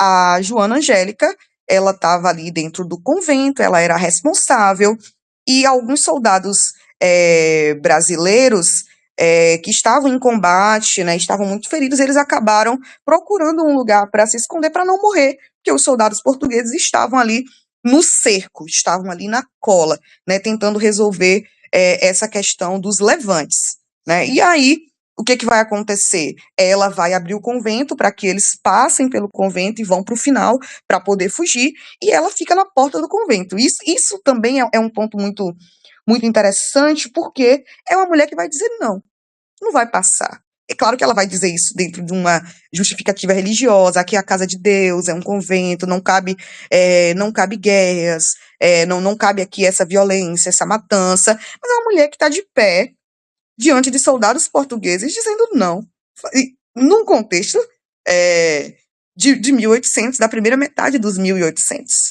Né? Quando eu pesquiso literatura, né, e aí quando a gente vai vendo as literaturas, as mulheres, elas são representadas sempre no contexto do silêncio, sempre no contexto do não falar. Elas estão ali, elas observam, mas a fala final é sempre dos homens, né? Isso dentro de várias obras literárias que a gente analisa aí desse período. Mas é uma mulher que está se colocando diante do portão e encarando mesmo esses soldados e dizendo não. Nesse momento, a Joana Angélica, ela vai ser golpeada por um instrumento que os soldados utilizavam, que a gente chama de baioneta, né? E a morte dela se torna uma grande repercussão. Ela se torna, vamos dizer assim, uma mártir da independência, né? E aí a imagem dela passa a representar para a gente também a defesa da liberdade, a coragem, até mesmo a proteção da comunidade religiosa. Existe um convento na Lapa, né, que preserva a memória desse episódio, preserva a memória da Joana Angélica. Isso é muito importante, porque o tempo vai passando e documentos vão se perdendo e evidências vão se perdendo e a gente vai acabando esquecendo de personalidades tão importantes. E não podemos. O 2 de julho, a independência da Bahia, não se fez pela figura do Dom Pedro, né? O Dom Pedro, ele tem um papel ali que é um papel muito... Os brasileiros, eles não queriam se separar totalmente de Portugal, mas eles queriam alguém que tivesse uma outra ideia. Tinham grupos mais revolucionários, tá? Tinham grupos que não, que dizia que tinha que separar mesmo, criar uma autonomia brasileira, mas não foi esse grupo que conseguiu se sobrepor, né? Então eles queriam a figura do Dom Pedro ali, né? Porque eles viam como a figura possível para se tornar o primeiro imperador do Brasil, né? Mas é um processo que envolve outras pessoas, né? No que a gente chama de bastidores da história, mas que não deveria, porque são mulheres que lutaram tão bravamente pela independência do 2 de julho. Essas são as 3 mulheres que a gente pode falar, que a gente pode analisar no contexto do 2 de julho, durante o 2 de julho. Mas e depois do 2 de julho, o que aconteceu? Né? E aí eu trago essa última senhora aqui do canto. Essa mulher se chama Maria Josefa Barreto. E agora, as que eu vou falar agora, elas são menos conhecidas, tá? Porque são mulheres escritoras, né? Não são mulheres que pegaram em armas, mas são mulheres que fizeram dos jornais, dos panfletos, dos folhetos, dos livros, suas armas. E isso é tão importante quanto. E aí a Maria Josefa Barreto, ela viveu aí na primeira metade, né, do século XIX, ela colaborou por muitos jornais, ela nasceu em 1788, tá? Então, ela viu a independência do Brasil e da Bahia em determinado momento da sua vida. E o trabalho dela é muito importante porque ela é uma das primeiras mulheres que vai fazer o debate político por meio da imprensa. Porque por muito tempo, durante aí 1700, 1800, acreditava-se que mulheres não tinham interesse em política. Então, existiam muitos folhetos, muitos jornais que eram feitos por homens para mulheres. E aquilo que era colocado nesses panfletos era muito a ideia do como se tornar uma esposa maravilhosa, como cuidar do meu lar, o que que mulheres podem ler, o que que mulheres não podem. Então era muito essa coisa moralista da formação das mulheres, né? Então ela é uma mulher que vai ter acesso à escrita, à leitura e que vai colaborar com diversos jornais, com suas poesias, né, com seus escritos. As mulheres, elas vão utilizar muito a poesia como maneira de revolta, tá? E isso eu acho um ponto muito interessante, porque a literatura brasileira, né, traz essa ideia da poesia como o elemento do amor, né, a poesia do afeto, e nem sempre, principalmente quando se trata de mulheres, vai ter, às vezes até como um disfarce daquilo que elas querem dizer, da natureza e tal, mas falando da questão política também. Né? Então, as obras da Maria Josefa Barreto, elas vão falar sobre liberdade, elas vão falar sobre autonomia, né? E o fato dela se inserir nesse contexto de jornais é muito interessante, porque outras mulheres virão, né? E aí, vou pedir para você passar, por favor, a gente vai chegar nas nossas próximas, muitos nomes, né, gente? Não precisamos decorar esses nomes, mas precisamos entender que as mulheres participaram dos processos históricos, políticos e sociais do Brasil. Depois eu volto retomando os nomes, porque assim todo mundo sabe o nome de Dom Pedro, né? Então a gente também tem que saber o nome de Maria Josefa, de Maria Firmina, de Maria Filipa, de Maria Quitéria, de Joana Angélica, e agora da próxima que eu trago, que é a Violante Atabalippa Ximenes. Ela nasceu muito próximo do período, né, da independência. Quando aconteceu a independência, ela ainda era uma criança, né? Ela nasceu em 1816, né? E aí ela é uma geração pós-guerra da independência, mas ela também vai utilizar da escrita e mais do que da escrita, ela vai ser uma mulher que vai fundar jornais. Ela vai criar jornais que iriam trazer, né, a participação feminina em suas escritas, né? Então, eram periódicos que eram voltados para as mulheres, mas que fugiam daquele ideal dos jornais que eram feitos por homens para mulheres. Porque agora é diferente, agora elas vão falar de outras questões. E nesses jornais ela falava sobre o quê? Era sobre como ser uma boa esposa, como ser uma boa mãe, como ser uma mulher cristã de valor e respeito? Não. Falava sobre educação, sobre a importância das mulheres receberem instrução, de literatura, do desejo das mulheres de ter mais participação política, né? E o que isso tem a ver com a independência? Tem a ver que a independência, em 1822, com Dom Pedro, ela é um período que não tem tantas mudanças. É um período de transição, mas é um período que muita coisa permanece da mesma forma. E aí as mulheres, as pessoas negras, os indígenas que também lutaram pela independência, né? A gente tem aí dentro do 2 de julho, né, também o símbolo do caboclo, né? E que depois continuaram marginalizados, continuaram perdendo os seus direitos, né, sem reconhecimento, sem acesso, né, no caso das mulheres, à educação. Né? E aí elas vão estar, a Violante Atabalippa, ela vai construir esses jornais. E aí vale lembrar, né, que essa mulher, essa Violante, é também uma mulher de elite. É uma mulher branca e de elite. É uma mulher que nasceu num espaço familiar que deu a ela, que propiciou a ela esse desenvolvimento, né? Essa construção. Por que eu estou falando isso? Porque é diferente da experiência das mulheres negras. Quando a gente fala da presença das mulheres no espaço político e no espaço de construção política no Brasil, é diferente. Porque enquanto as mulheres brancas estavam lutando pelo direito à educação, pelo direito a trabalho, as mulheres negras estavam trabalhando como lavadeiras, como engomadeiras de roupa, como cozinheiras, e algumas livres e outras no contexto da escravidão, no contexto da escravização. Então são contextos completamente diferentes. De não estar. Quando você vai analisar essas experiências, não dá a sensação que estão vivendo no mesmo país, né? E aí o que vai acontecer? Ela abriu caminho aí, né? A Violeta, para que a gente pudesse, a Violante, para que a gente pudesse ter a participação de outras mulheres nos jornais, tá? Essa do meio, com os cabelos já branquinhos, né? Ela nasceu um pouco antes da independência. Ela era adolescente, né, na independência. Ela é Anísia Floresta Brasileira Augusta, que é uma mulher muito famosa no meio acadêmico, mas acho que talvez para vocês estudantes não. Ela não participou da independência da Bahia propriamente dita, mas ela foi uma das primeiras mulheres brasileiras a publicar realmente jornais e livros, a falar abertamente sobre o direito das mulheres, sobre a participação política feminina. E por que eu estou trazendo essas mulheres do pós-independência? Para a gente entender que na história nada se faz assim, ó, no estalar de dedos. Nada se faz. Inclusive, mesmo com a luta de todas essas mulheres no pós-independência, ainda vai demorar muito, muito mesmo para as mulheres terem direito ao voto. E também a educação. A educação vem primeiro.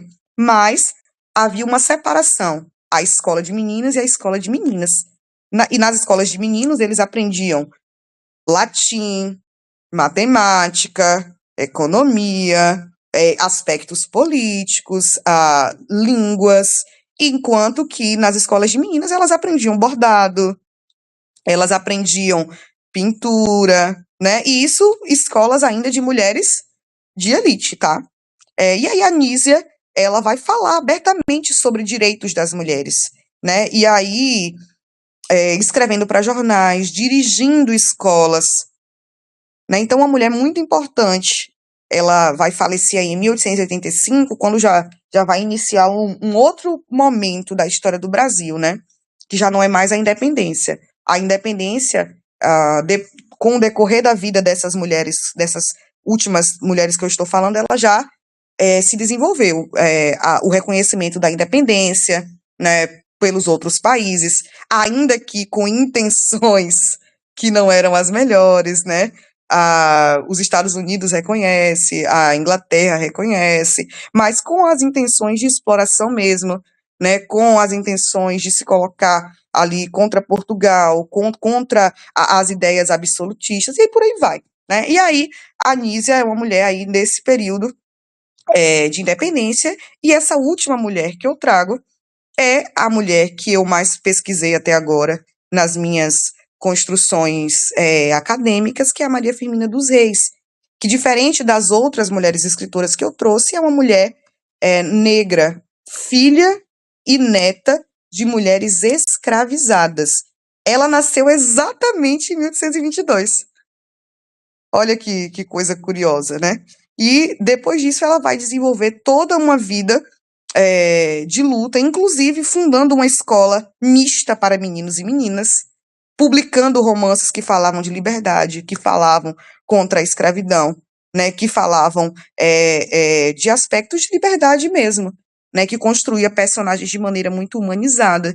E aí a gente passa por essas mulheres para entender que a independência é um marco histórico, é um momento histórico muito importante, principalmente em 1823, com as lutas que são realizadas na Bahia, né? E para entender que depois esse pós é muito complexo para mulheres, para indígenas, para pessoas negras. E aí eu trago, já estou finalizando a minha fala, vou voltar só para a gente colocar na mente o nome dessas mulheres, para vocês poderem falar também sobre elas, né, sentir que podem pesquisar sobre elas, porque são histórias tão interessantes, né, são histórias que realmente prendem a gente. Vou pedir só para voltar, para a gente relembrar os nomes delas. Eu trouxe aqui 7 mulheres, né, são muitas mesmo, e poderia trazer outras, tá? E existem outras que a gente nunca nem vai saber que lutou na independência, que participaram ali junto com os trabalhadores ou em outras revoltas, porque as fontes, né, não existem fontes sobre isso, principalmente fontes escritas, né? E aí a gente tem Maria Quitéria, Maria Filipa, Joana Angélica, Josefa, pode passar, a Maria Josefa Barreto, temos a Violante Atabalipa, temos a Anísia Floresta e temos a Maria Firmina dos Reis. E para finalizar a minha fala, né, eu gostaria de encerrar recitando uma poesia que fala dessa ideia de liberdade, dessa ideia de independência, uma poesia que está no meu livro, meu primeiro livro publicado, Gritos, Ecos e Sussurros. Aqui eu trago o contexto histórico da a abolição da escravatura, que vai acontecer anos depois, mas já puxando aí o gancho para a fala do professor Kevin, né, que vai trazer essa ideia da independência ligada também à raça, né, e pensando que mulheres negras, existe uma autora que diz que as mulheres negras são o outro do outro. Isso porque o sujeito universal, né, masculino, ele foi instituído como um homem branco. Então, o normal é o homem branco, né, dentro dessa lógica.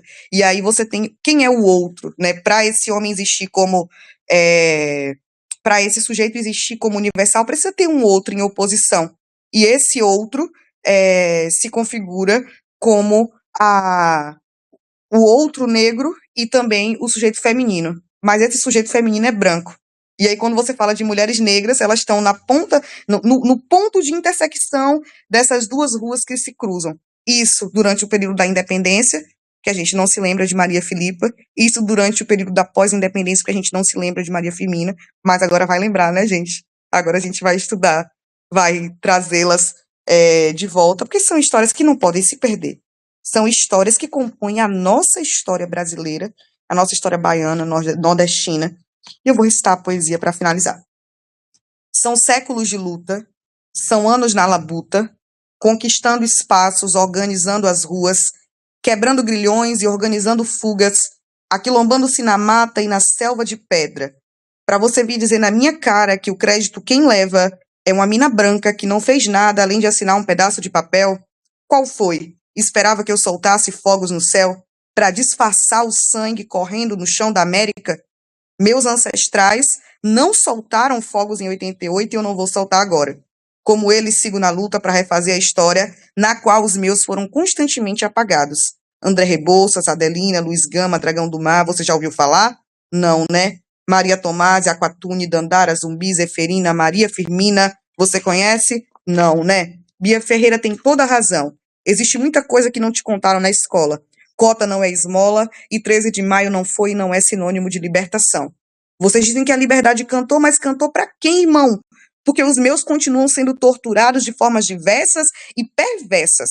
A escravidão se reformula, se transforma, se modifica, e a gente como fica? Na luta, né? Na labuta para ser tratado como gente. Enquanto isso, o passado assombra o presente. Eu estou falando de tronco e chicote, mas de penitenciária também. Eu estou falando de tráfico negreiro e de tiro certeiro no peito de um preto que portava arma calibre guarda-chuva. Eu estou falando dos corpos pretos lançados no oceano e daqueles que são banhados por um mar de lágrimas no chão de uma favela. Eu estou falando de mulheres pretas nas senzalas e nos quartinhos de empregada. Tá entendendo a parada? Tudo que conquistamos até agora foi por mérito nosso. E a luta está longe de terminar. Anastácias têm bocas e vozes, quebraram as máscaras e estão prontas para falar. As pretas não param. Os pretos não param. Essa poesia para dizer que o processo de independência não aboliu a exclusão das mulheres dos espaços políticos e educacionais. E ainda assim, elas vão procurando brechas para se instaurar nesses lugares e agir, escrever, lutar, falar, né, lutar pelos seus direitos.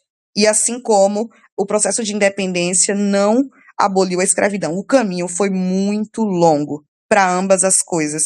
E pensando na experiência de mulheres negras, já que hoje é o Dia da Mulher Negra, latino-americana e caribenha, quando a gente pensa na nossa atualidade de hoje, ainda tem muita independência para a gente conquistar. Obrigada. Palmas, que fala, viu, Pro? Parabéns, eu queria agradecer novamente por sua participação. Com certeza foi riquíssima a sua fala, esse poema final aí. Foi lindo de se ouvir, né? De ter a oportunidade de proporcionar isso para nossos estudantes, né? Eles terem esse conhecimento, essa aproximação, como a senhora bem colocou, nossos livros didáticos, nossos materiais, né? A mulher ela é muito negligenciada, né, seu papel, então trazer esse momento para que eles percebam que existe sim figuras femininas que foram muito importantes durante esse período, né, é muito importante para todos nós. Gostaria de falar que as perguntas que foram feitas até o momento só foram para a Gabi, eu já encaminhei para ela, certo? Para os nossos alunos, eu gostaria de avisar que essa não é a lista de frequência. A lista de frequência vai ser disponibilizada ao final da mesa. Então, não precisa ficar assinando lá no formulário de perguntas. Ali é só para perguntas, certo? Então, dando continuidade, né, após essa linda fala da prova. Ô, Janaína, só, desculpa te atrapalhar, bem rapidinho. É porque eu tinha conversado com o Kevin que eu ia participar do momento, mas eu não ia conseguir perdurar, tá? Durante a manhã. Então, eu queria só agradecer ao convite, agradecer a esse momento, a poder partilhar uma mesa com Gabi, com Kevin, isso é muito legal, é muito importante para a nossa trajetória, né, de pessoas que já se conhecem e que vão vendo a construção acadêmica um do outro, tá? E como os trabalhos, né, vão ficando lindos e potentes. Então, queria agradecer a você, a Kevin, pelo convite, agradecer aos meninos, tá? Aos alunos, por assistirem, por participarem, e é isso, a gente vai se vendo e se encontrando aí nas pesquisas e nos meios acadêmicos. Obrigada, viu? Aqui nosso agradecimento também em meu Kevin, em nome da instituição do IF Baiano Campus Bandeira da Lapa. Foi um prazer tê-la e ouvi-la nesse momento, certo? Dando continuidade, agora quem vai falar é o professor Kevin. Ele é professor licenciado em História pela Universidade Estadual Santa Cruz e mestre em Ensino e Relações Étnico-Racial pela Universidade Federal do Sul da Bahia. Ele atua como professor da Educação Básica e desenvolve pesquisa nas áreas de relações étnico-raciais, interculturalidades e saberes epistêmico-raciais. Dedica-se à discussão sobre educação, diversidade, identidade, ensino de história e produção de conhecimento em contextos interculturais. Professor, a palavra é sua. Agradeço e novamente acho que a Ana não pôde aguardar, mas quero novamente agradecê-la por participar, por partilhar com a gente, né, sobre o trabalho dela, sobre a área de pesquisa, de vivência também, de escrevivência, né? Tanto ela quanto Gabi, que se debruçam muito arduamente, né, em construir um trabalho de nome, um trabalho que traga para o Brasil, traga para a educação, traga para as populações que virão a recontagem dessa história, né, a ressignificação de algumas questões que sofrem apagamento, né, na nossa história enquanto contexto de país que passou por um processo colonial, né, um processo racial de apagamento. Então, eu agradeço novamente a vocês. Só um adendo, seria interessante, Janaína, fazer as perguntas agora para a Gabriele já trazer, né, a perspectiva dela, porque aí a gente já finaliza o bloco dela, inclusive, também, né? O que você acha, Gabi? Se vocês preferirem, pode ser. Porque aí eu acho que já finaliza até o seu próprio pensamento, né? A gente traz essa discussão também, acho legal. Sim, sim. As perguntas foram enviadas para a Gabi, ela vai fazer o filtro. A professora não precisa responder todas, fica a critério, certo? Sim. Ela pode estar fazendo esse filtro para poder responder aí à medida que estiver sobre isso dentro do seu contexto. Certo. Então, né, teve aqui a pergunta sobre a revolta dos alçás, né? E a pergunta foi a seguinte: como a religião e a busca por autonomia étnica influenciaram a organização e os objetivos específicos da revolta dos alçás em comparação com outras revoltas do período? Eu confesso que essa revolta dos alçás, ela é uma leitura recente, né, que eu tenho feito, porque a história é assim, né? A gente vai afunilando, se especializando e acaba que tem vários elementos que a gente vai conhecendo com o passar do tempo mesmo, da leitura e da pesquisa. E a revolta dos alçás entra aí dentro desse campo recente. Mas o que eu posso dizer sobre isso é que a gente pode observar uma diferença no sentido de que tem a questão religiosa, né? A gente tem a colonização, ela é feita claramente por um aspecto religioso também. Então, junto com a imposição de um governo, vem também a imposição de uma religião, que nesse caso é o catolicismo, né? Os portugueses, a Europa, elas, desde das guerras santas, né? Elas, ela traz essa imposição dessa religiosidade. E é claro que a gente já sabe, né, já estudou aí em períodos anteriores na escola, a própria questão da catequese, né, essa imposição de religião contra os indígenas, né, contra todas as pessoas que eles encontram pela frente. E a revolta dos alçás, ela é interessante porque traz um caráter religioso diferente do catolicismo, né, dessa religião que as pessoas já estavam acostumadas a, a, a aderir, a ver, né? E aí esse caráter religioso do Islã, ele dá esses escravizados que foram levados das suas terras, tirados das suas terras para trabalhar aqui no Brasil, forçadamente, um motivo a mais, né? Já tinha a busca pela liberdade por a pessoa estar ali na condição de escravizado. Ela não quer ficar naquela condição, né, gente? Então, o Islã, a coisa do islamismo dentro dessa revolta, ela traz um caráter a mais.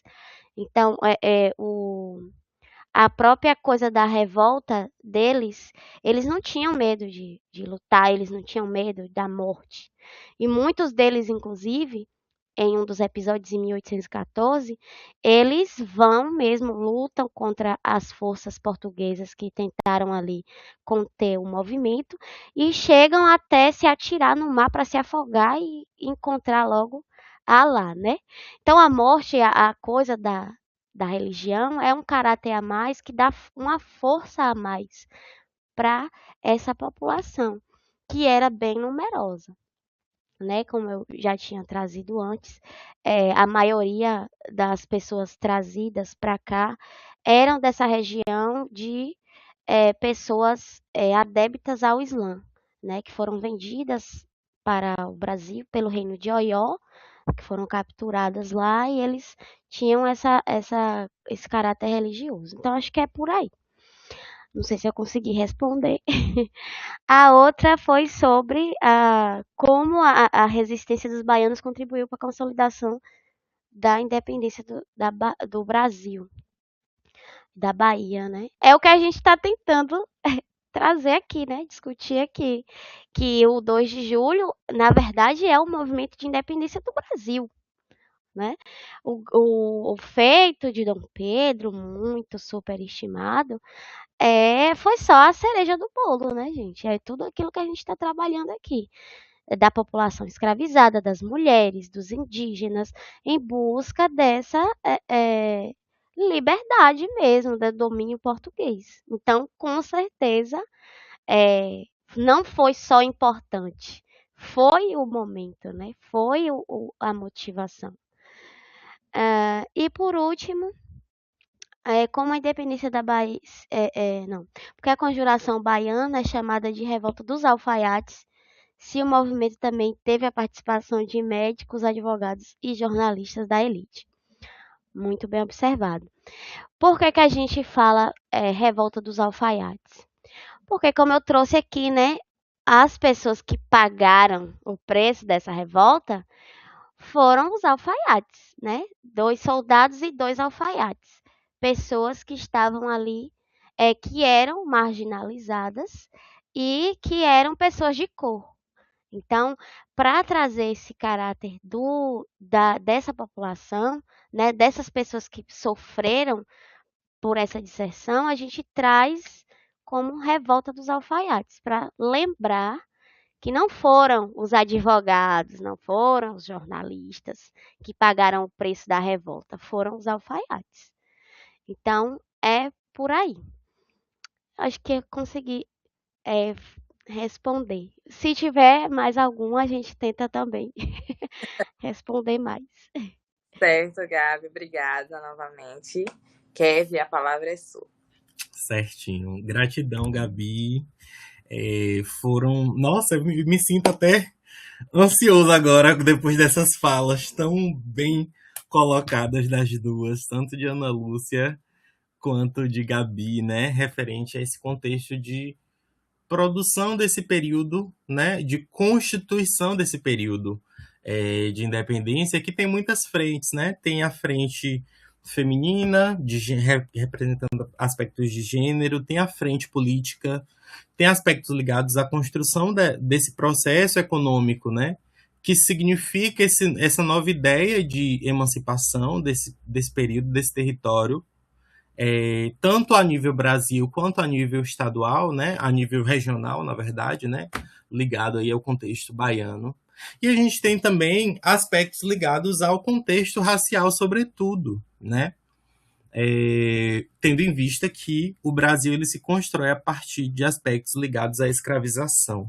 Então, a minha fala ela vai estar hoje muito ligada a esse aspecto de percepção dessa linha muito tênue entre independência e liberdade verdadeira, né? De emancipação de todos os corpos, que a gente sabe que isso demorou um tempo para ocorrer, né? Um tempo muito grande, inclusive pós-independência, né? Mas que mesmo depois dessa independência ser deflagrada, né? Lá em 1822 e em 1823 a Bahia se declarar emancipada, né? Da força política, econômica e de controle português, essa independência ela não abarca todo mundo, né? Ela abarca somente uma parcela muito específica, que era elitizada, que era branca, né? E a população que é racializada, né?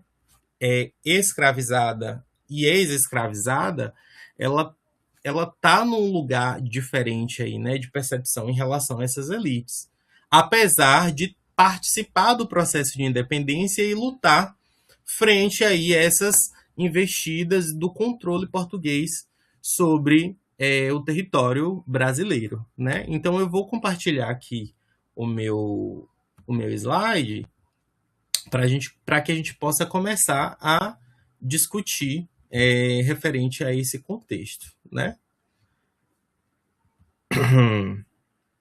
E aí a minha fala, gente, ela vai estar muito ligada a um contexto de questionamento de para quem, de fato, né, essa independência ela ocorre e em quais aspectos ela vai se dar, né, para essas camadas mais racializadas dessa sociedade brasileira. Então eu trago aí o aspecto de raça e cidadania ligado a esse contexto de exclusão, né?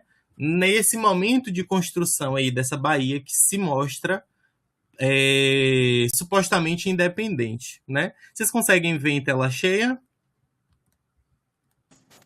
Pós-independência. Então a gente vai ter aí, como as meninas já bem colocaram de forma muito, muito profícua, em 2 de julho lá de 1823, a gente tem então definitivamente a expulsão das tropas portuguesas do território que a gente vai entender como Bahia hoje, né? Sobretudo Salvador.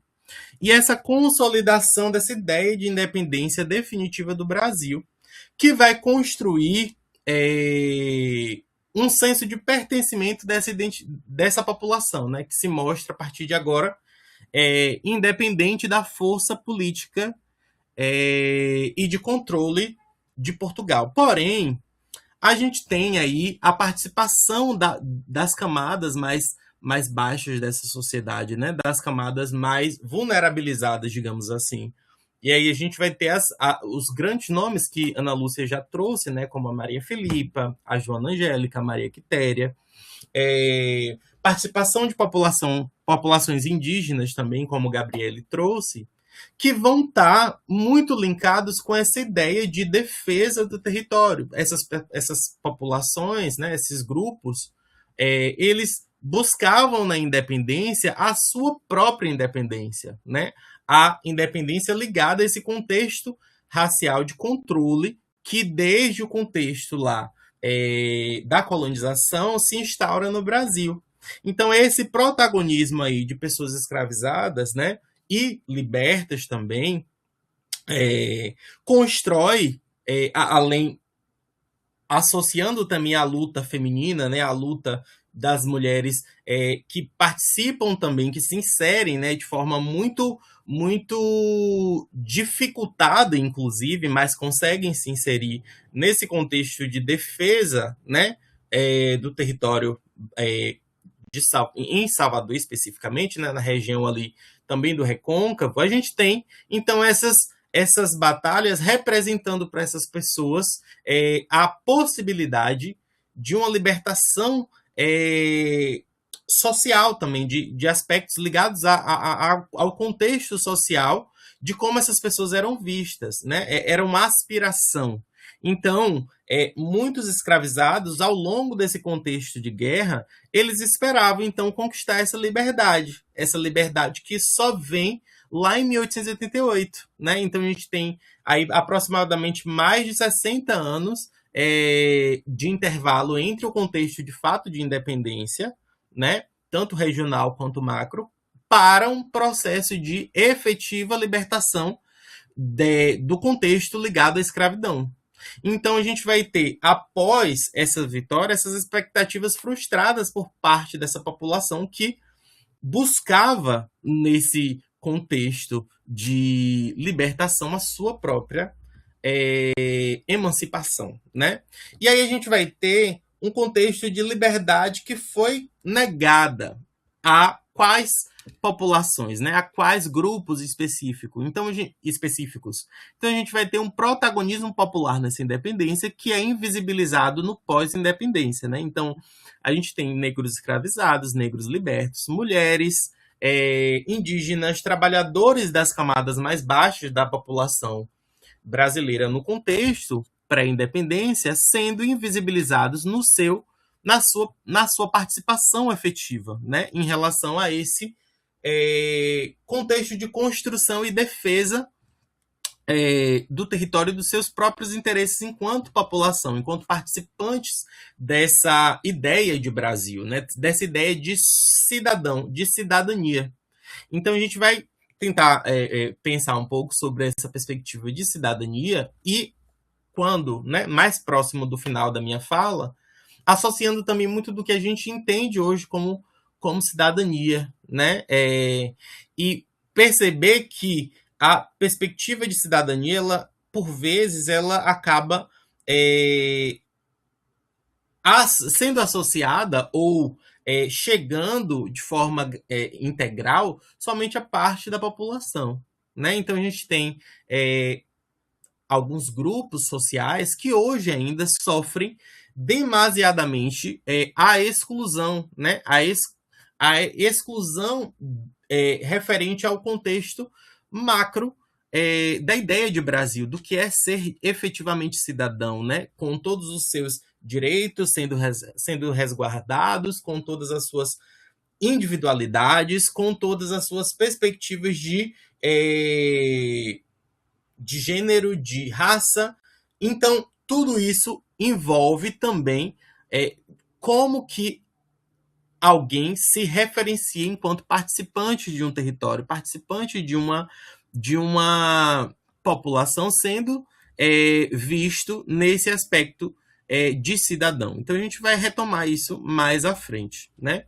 Então, a independência, ela não, de fato, alterou o contexto de estrutura social. Ela só possibilitou, né, politicamente aí, que o Brasil ele se distanciasse, né, da força portuguesa, que comandava ainda e tentava, inclusive, a todo custo, né, segurar ali a região, sobretudo da Bahia, como as meninas colocaram, que era um forte produtor de açúcar no período, né? Então, a gente vai ter aspectos ligados a esse contexto econômico muito associados a essa insistência portuguesa em manter minimamente ali a sua participação, o seu controle, né, Então, a independência, ela não necessariamente significa igualdade social para todos, né?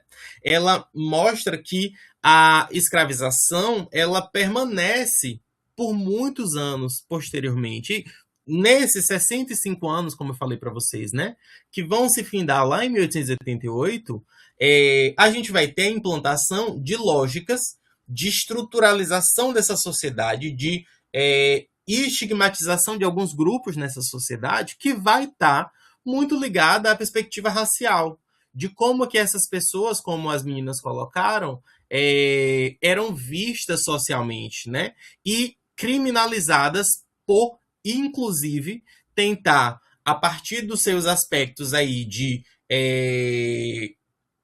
sobrevivência, né? Ligadas a aspectos, por exemplo, a tentativas de trabalhos informais, por exemplo, serem vistas num lugar de criminalidade, serem associadas a condutas criminosas, né? Então, tudo isso vai estar ligado a esse processo de como que o Brasil vê o seu próprio povo, né? Essa ideia de Estado.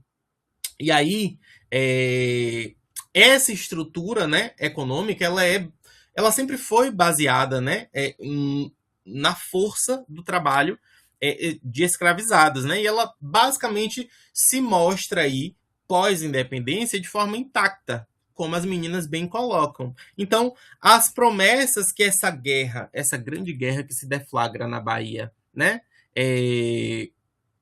colocavam para essas populações mais marginalizadas, estavam ligadas à expectativa de euforia, à esperança ligada a esse senso de participação enquanto cidadão, efetivamente visto socialmente como incluso, né, nessa ideia de Brasil, o reconhecimento, a visibilidade do Estado para essas pessoas e a realidade que se mostra, né, pós 1823 é de uma escravidão que permanece, de uma cidadania que nunca foi de fato atingida, né, ou quando é deflagrada, ela se mostra de forma muito restrita, né? Então, a desigualdade racial e social no Brasil, ela se mostra muito permanente ainda pós 1823. Então, esse contexto de elitização dessa ideia de independência, ele abarca exclusivamente os grupos mais abastados, que já estavam ali em vantagem, já estavam no poder. Então, a construção desse novo Estado brasileiro vai exclusivamente, né, privilegiar as elites agrárias e comerciais.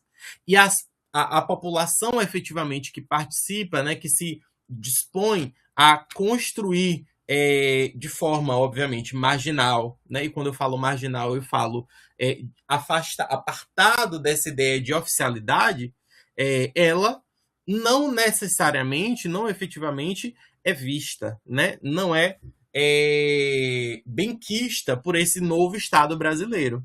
Então, a cidadania, em todos os aspectos que se constrói essa ideia de cidadania, ela é excludente quanto a pobres, a negros, a indígenas, a mulheres em espaços de poder.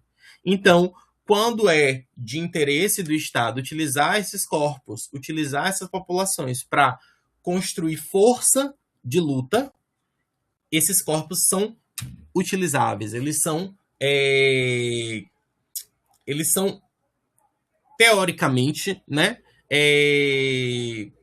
passíveis ali de uma participação. Mas quando efetivamente essa independência ela é deflagrada, ela acontece, esses corpos eles voltam para um lugar de invisibilização, né, aos quais eles já estavam antes. Então, esse contexto de memória, eu acho muito importante a gente sempre ressaltar e ressignificar e trazer novamente, porque a história ela basicamente se configura a partir de um aspecto de retornar ao que se sucedeu no passado para que o nosso futuro e o nosso presente eles tenham um significado, eles tenham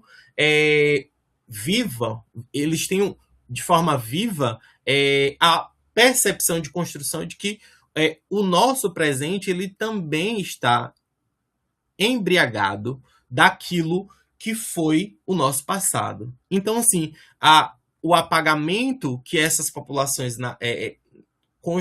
foram atribuídas aí, né, como a Ana Lúcia traz aí, referente às incríveis personalidades femininas, né, não só as 3 mais conhecidas, mas as outras muitas, né, as escritoras que trouxeram também na sua vida, na sua construção enquanto intelectuais, aspectos ligados à percepção dessa ideia de Brasil, dessa ideia de Estado que se constrói pós-independência.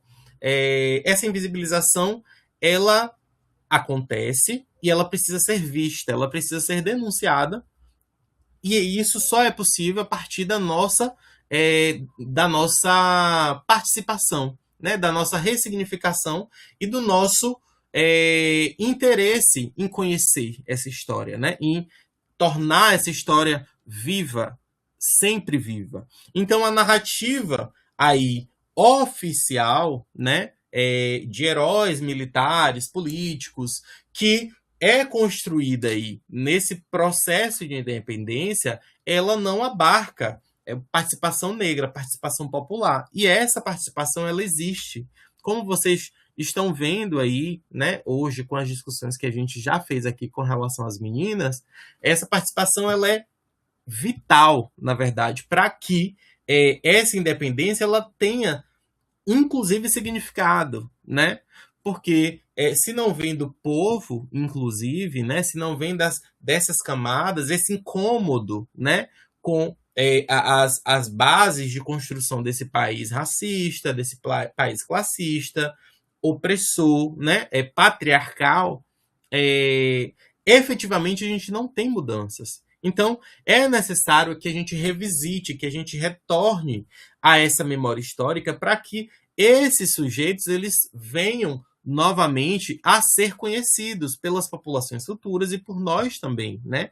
Vocês, enquanto estudantes aí desse contexto contemporâneo do nosso Brasil, que a gente sabe que está enfrentando aí diversas questões ligadas, né, a aspectos de lutas raciais, lutas sociais, que hoje ainda, né, tem uma grande dificuldade para serem vistas, para ganhar corpo. É necessário que a gente conheça, que a gente revisite esse lugar, né? Então, assim, a cidadania, né, essa ideia de cidadania, como eu falei mais cedo, ela foi sendo construída muito aos poucos, né? E chegando a boa parte, né, a parte dos grupos dessa sociedade que antes eram invisibilizados de forma muito lenta, né? Então, pós ali ainda 1823, quem de fato ganhou esse status de cidadão, né? Então a gente vai ter aí os grandes proprietários, os comerciantes, as elites políticas, que de fato é a parcela dessa sociedade muito pequena, né? E que, inclusive, vai tentar, a todo custo, promover o seu próprio enriquecimento e inflar esse status de tal modo que as divergências sociais, as diferenças, as discrepâncias sociais, elas permanecessem, referentes, por exemplo, à população preta escravizada, que deixa de ser escravizada em 1888, e os libertos também, né? Então a gente vai ter aí uma gradação muito específica, muito característica desse momento. E quem de fato permanece excluído, né? E aí a gente vai ter as populações marginalizadas, que são reconhecidas aí por aspectos de raça e gênero, né? Então a gente vai ter etnicamente pessoas pretas escravizadas, pessoas pretas livres, né, libertas, pessoas que estão dentro desse aspecto, desse estigma da pobreza também. A gente vai ver mais à frente que os pobres, inclusive, passam a se construir a partir de um status de mendicância, inclusive, né? Então, esse aspecto ele também vai ter um viés de controle dessa sociedade, de quem de fato ascende, quem não vai ascender de forma alguma, de quem não vai ser visto como benquisto por essa sociedade de forma alguma. Então, aspectos de gênero também, né? com relação às lutas das mulheres, que demora muito, muito tempo para que gradativamente essas mulheres sejam inseridas efetivamente na participação política, na participação econômica, na participação social. Então, tudo isso está muito ligado a esse atraso dessa ideia de cidadania, que não é conferida a todo mundo. E, inclusive, hoje, eu retorno a dizer, ela ainda sofre algumas ranhuras, né, em relação a parte dessa população que não tem acesso, de fato, a essa ideia de construção completa do que é ser cidadão, de fato, né? Então, décadas depois dessa independência, eu trago aqui brevemente o Walter Fraga Filho, que é um estudioso que pesquisa um pouco da Bahia oitocentista, né, ligada ao contexto de construção do século XIX em Salvador. E aí, falando ainda sobre esses aspectos ligados à negritude em Salvador, na Bahia, né? E como que essa negritude que passa a ser vista nesse lugar de pobreza, porque o Estado ele não cria uma construção de inserção dessa população, ou seja, ele não integra essas populações que foram escravizadas e posteriormente libertas à sua construção, né? Então, essas pessoas, quando a abolição mais à frente, né, em 1888, acontece, não existe efetivamente um processo de inserção desses grupos, mas ainda no contexto de independência, né, onde já existia parte dessa população negra liberta, essa população ela é vista como um estorvo, como um grupo efetivamente que o Estado não quer reconhecer, que o Estado não quer integrar, que o Estado não quer ver com bons olhos, que não é de interesse desse Estado significar essa população como um grupo que parte da ideia de Brasil, que parte da ideia também de cidadania brasileira, né? Então, a perspectiva dos negros pobres ligados a esse contexto de vadiagem. Inclusive, a vadiagem foi uma lei efetivamente conduzida e construída pelo Estado brasileiro, que colocava essa população marginalizada num lugar de criminalidade. E não qualquer semelhança não é mera coincidência, né, com relação a aspectos ligados à criminalização associada à racialidade, né? À população preta periférica, por exemplo. Tanto visto que a boa parte do quantitativo de pessoas vivendo, né, em privação de liberdade, ou seja, pessoas encarceradas, é vastamente preta, vastamente periférica. Então a gente tem crianças negras sendo alvo, né, dessa vigilância estatal, a partir desse lugar, dessa polícia, inclusive, né, que passa, de fato, a controlar essas populações de forma muito violenta, inclusive, né? Então a gente vai ter aí pessoas que vivendo em estado de vulnerabilidade social, né, que a gente vai associar aqui a essa ideia de mendicância, né, ou os mendigos, que eram pessoas que viviam nas ruas, que eram tratados como um problema, né, como um grande estorvo social. E, ao mesmo tempo, essa elite que se via acima do bem e do mal, que se via num lugar de muito conforto econômico, muito conforto social e de status, de prestígio social, associava suas obras de caridade, né, que eram, sobretudo, associadas à esmola para essa população, sendo vista e sendo autossignificada como um grupo benevolente, um grupo e esse grupo, né, dessa elite muito pequena, que fazia ainda a sua parte para integrar essa população, para não ser vista, né, a partir do aspecto religioso como avarenta, por exemplo, né, que só exclusivamente pensava nos seus ganhos, mas que dava esmolas a esses mendigos, né? Só que, ao mesmo tempo, essa elite, ela buscava afastar essa população, essas pessoas, dos seus olhos, né? Do seu dia a dia, do seu cotidiano. Então, essa parte dessa população também estava sofrendo recorte de raça aí, né? Então, a gente vai ter esse aspecto é muito importante. E a criminalidade, ela constantemente, historicamente, foi associada à pobreza. E, sobretudo, essa pobreza ela se constrói a partir de um viés racial, porque a gente tem também a privação do direito à cidadania por parte dessas populações que foram escravizadas e, a partir desse momento, aí, passam a ser gradativamente libertas, né? Pelas leis aí de abolição. Então, a gente vai ter esse cenário muito, muito crítico, né, para as camadas mais marginalizadas dessa população brasileira que passam aí a sofrer esses reflexos, né, no contexto de independência, tá? E aí, pensando no nosso presente, o que a gente pode, então, perceber, né, referente a esse contexto de independência que acontece na Bahia lá em 1823, passando pelo longo processo, né, de ressignificação das ideias de controle social que a escravização, que a escravidão construiu no país, finalizando lá em 1888 e partindo hoje para 2026, né? Como que a gente pode perceber os estigmas sociais que hoje a gente convive? Então, a gente vai ter a criminalização da pobreza, o controle social, racismo estrutural, né, que eu já venho discutindo em participações, em discursos que eu faço, né, que eu venho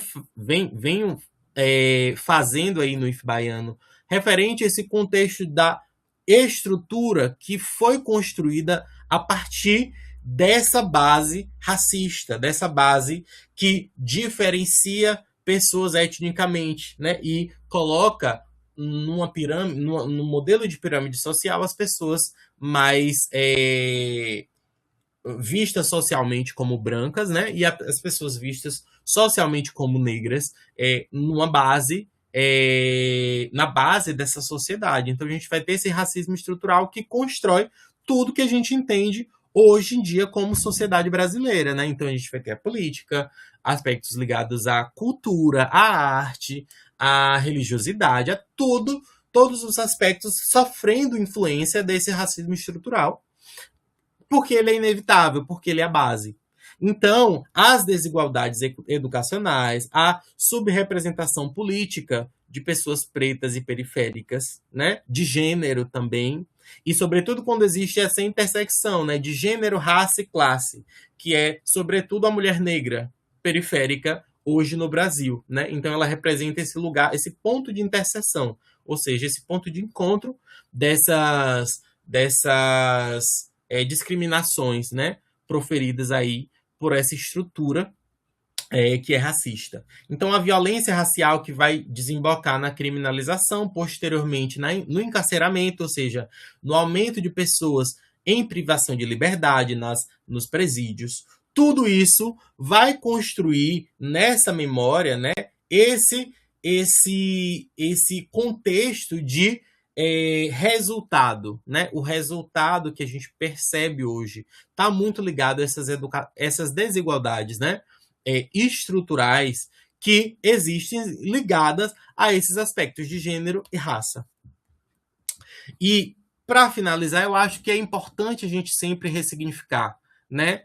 Como as meninas trouxeram, conhecer, sobretudo, a nossa própria história, a nossa história regional, porque é dela, inclusive, que a gente constrói a ideia do que é ser brasileiro, do que é ser baiano, do que é ser cidadão, inclusive, hoje em dia, né, no Brasil. Então, as possibilidades que a gente tem hoje em dia de fala, de discurso, de reivindicação quanto aos nossos direitos enquanto participantes dessa sociedade, ela perpassa essa estrutura racista que foi historicamente construída desde o período colonial, passando pelo processo de independência, passando pelo nosso contexto contemporâneo. Então, é muito importante que a gente traga a existência e sempre a nossa participação enquanto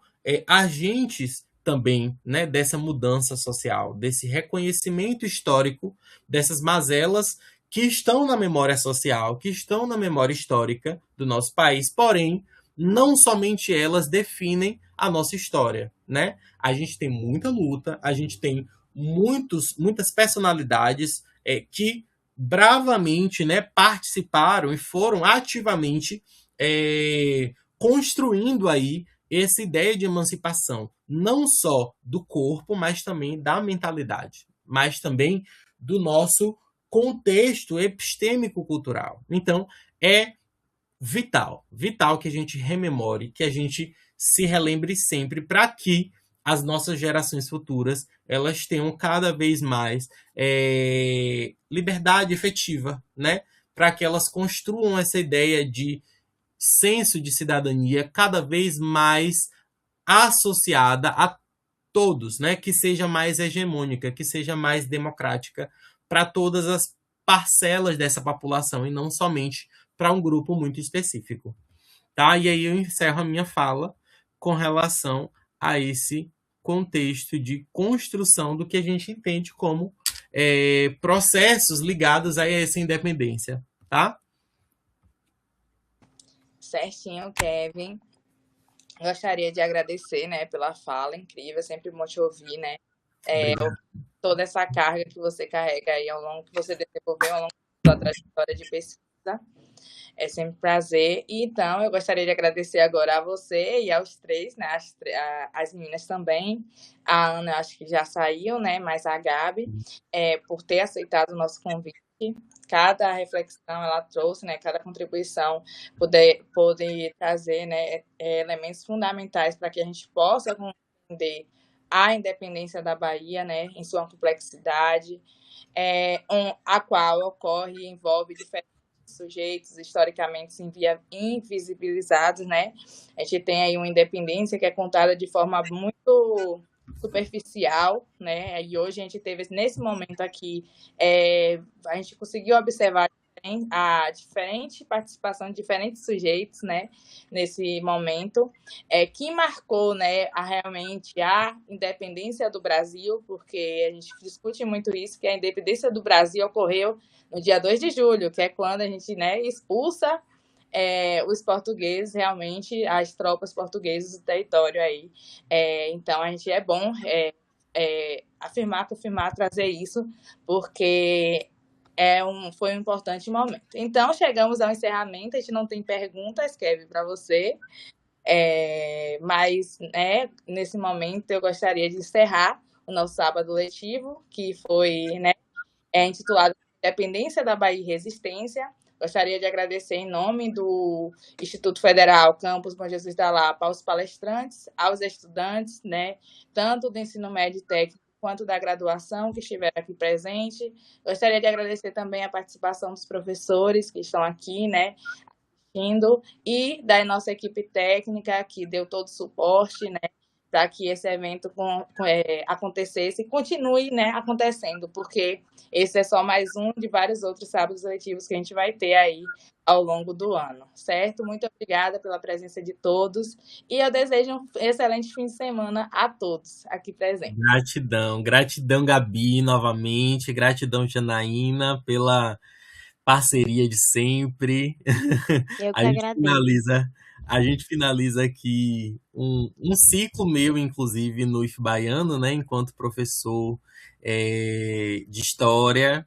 Esse é efetivamente a última participação que eu tenho enquanto atuante, né? E quero dizer mais uma vez que realmente foi um período de muito conhecimento, muita formação para mim enquanto profissional, enquanto pessoa.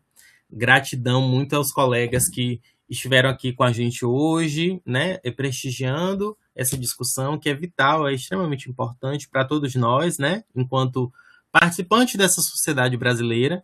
Então, é isso. Muito obrigado. Gratidão mesmo. E, Gabi, um cheiro. Obrigada, Kevin. Saudades. Sim, Repleta de sucessos e realizações, viu, colega? sim, sim, sim. Gratidão a Bolivar também, que auxiliou a gente aí sempre prontamente, Alexandre, né, o pessoal os técnicos administrativos do Instituto. E é isso. Que venham outros. Tchau, tchau, gente. Tchau.